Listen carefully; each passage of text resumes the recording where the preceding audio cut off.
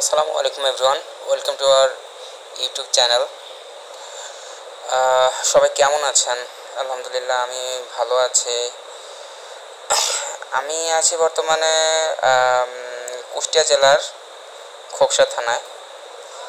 এখন চলা শুরু করলাম। এখন আমার গন্তব্য আমার বাড়ি। আমার বাড়ি হলো রাজবাড়ী জেলার পাংশা থানায়। এই ছাগল, এই রাস্তাঘাটে ভাই কয়েকটা জিনিস খুব দেখে শুনে চলতে হয়। আমরা যারা বাইকার আছি তাদের বেশ কিছু জিনিস দেখে শুনে চলতে হয়।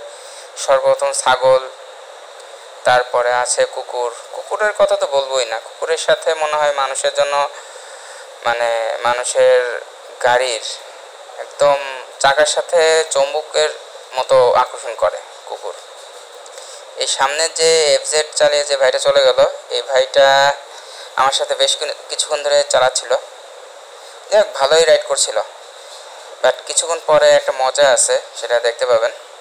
যাই হোক, যেটা বলছিলাম যে বাইক চালানোর সময় ভাই কয়েকটা জিনিস খুব কেয়ারফুলি থাকতে হয়।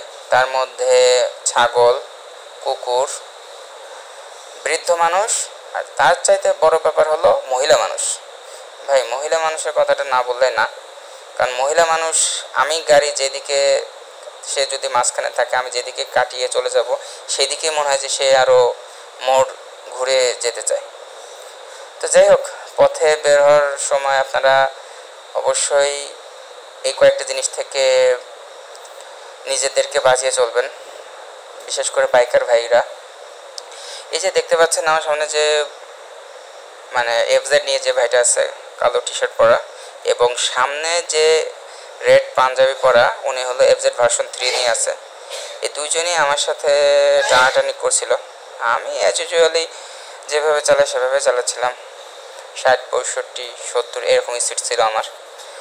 বাট কিছুক্ষণ ধরে দেখছিলাম যে ওনারা, আমি যদিও বা স্বাভাবিকভাবে ক্রস করি, ওনারা আবার দেখা যাচ্ছে টানাটানি করে সামনে যেতে যাচ্ছে।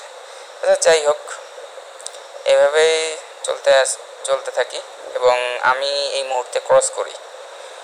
এই মুহূর্তে ক্রস করতে গিয়ে আমার অবশ্যই একটু স্পিডটা বেশি উঠে যায়, 90+।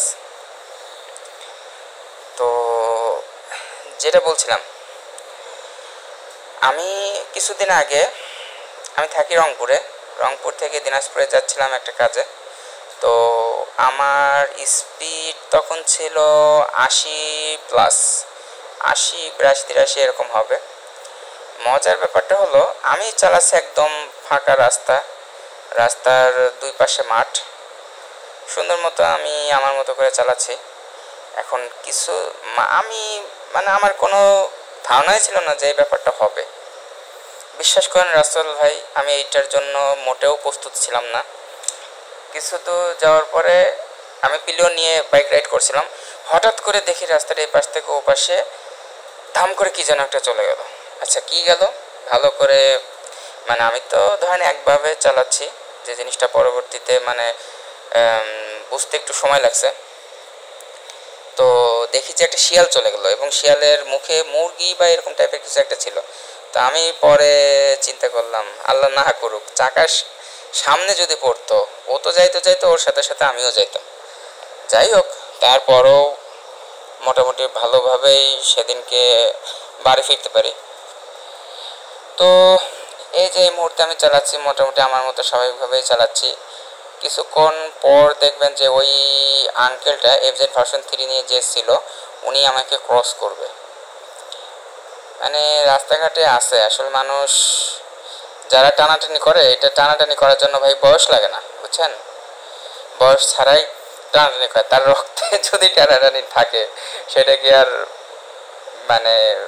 বাদ দেওয়া যায়? সেটা টানাটানি করার জন্য আসলে বয়স লাগে না, সব বয়সের মানুষজনই করতে পারে। ক্যামেরাটা খালি শুধু ঘুরে যাচ্ছে। আমি সাধারণ মোবাইল দিয়ে ভিডিও করি, তাই বাতাস হচ্ছিল প্রচুর, যে কারণে ক্যামেরাটা বাতাসের জন্য ঘুরে যাচ্ছিল বারবার। তো এই তো যাচ্ছি বাড়ির পথে, দেখি এখনও মাঝখানে আমার একটা স্টপেজ আছে, সেটা হলো মাছপাড়া বলে,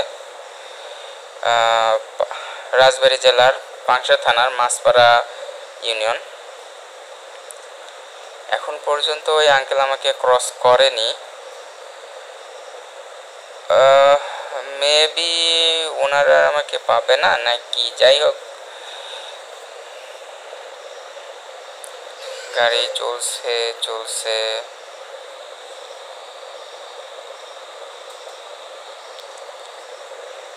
ও, রাস্তাঘাটে আরেকটা ব্যাপার আছে, যেটা হলো যে এই যে প্রাইভেট কার বলেন বা ছোট ছোট থ্রি হুইলার বলেন, যেমন অটোরিকশা, ভ্যান, এই দেখেন ভ্যান, অটোরিকশা, এটা হলো নসিমন বলে এলাকা ভিত্তিকভাবে, এরা কিন্তু ভাই প্রচণ্ড ডিস্টার্ব করে, যা বলার বাইরে। এই অটোগুলা এই হাইওয়েতে রাস্তার মাঝখান দিয়ে যাবে, এদেরকে যদি আপনি হর্ন দেন, ফ্ল্যাশ লাইট যদি ব্লিঙ্কিং করেন, এরপরেও এরা শুনবে না, বুঝছেন?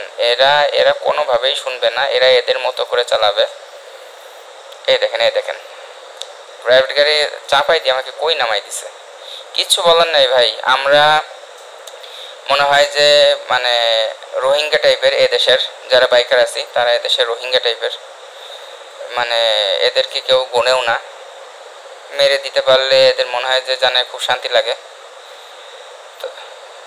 তবে এই মানে মাঝে মাঝে মনে চায় যে প্রাইভেট কার বা ফোর হুইলার যারা চালায়, এই দেখেন চলে আসছে।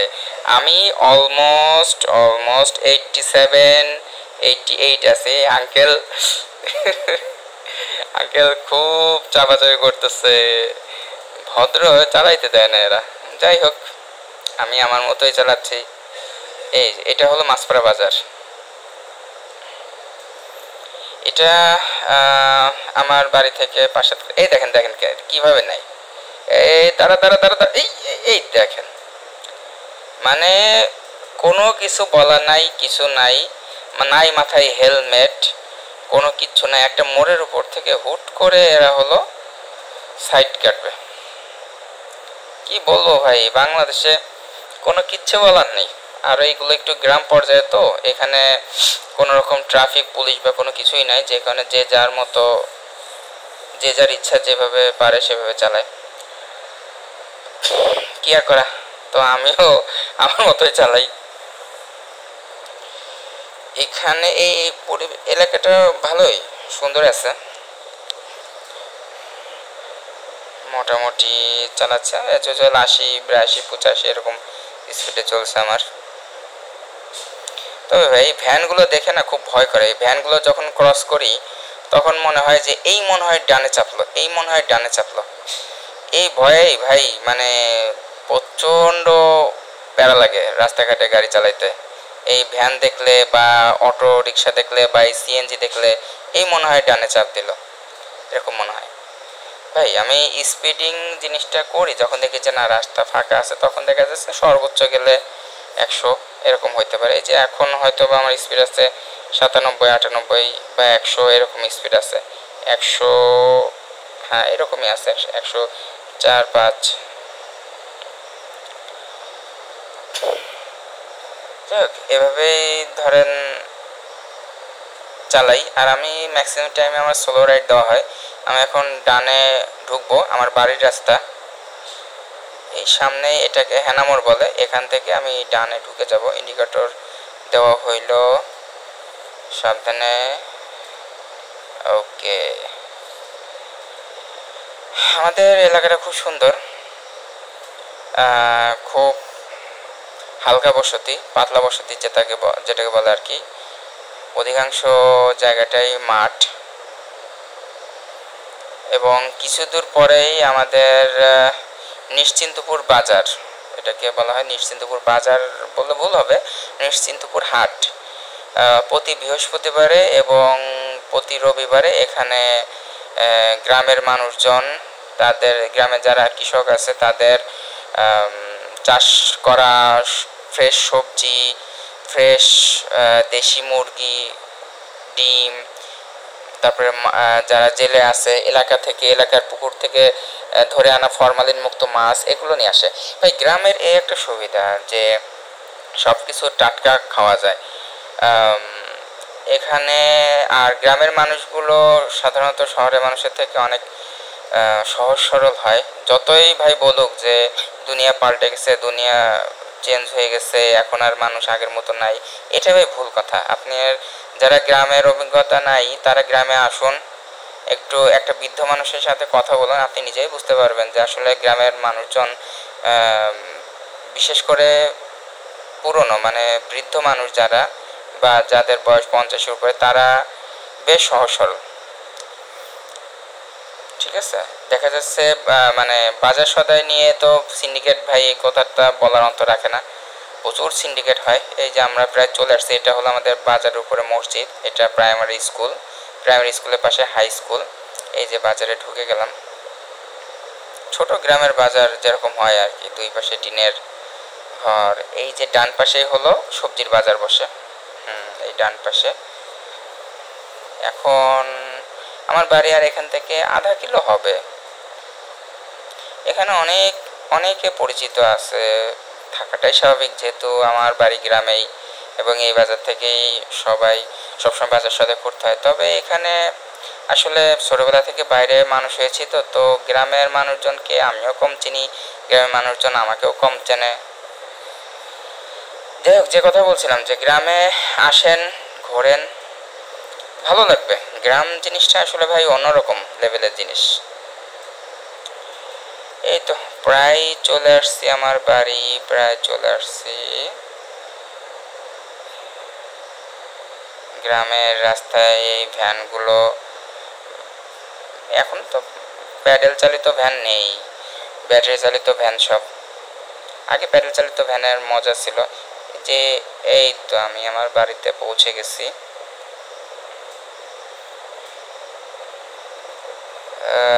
যাক, আলহামদুলিল্লাহ সুস্থভাবে পৌঁছে গেলাম।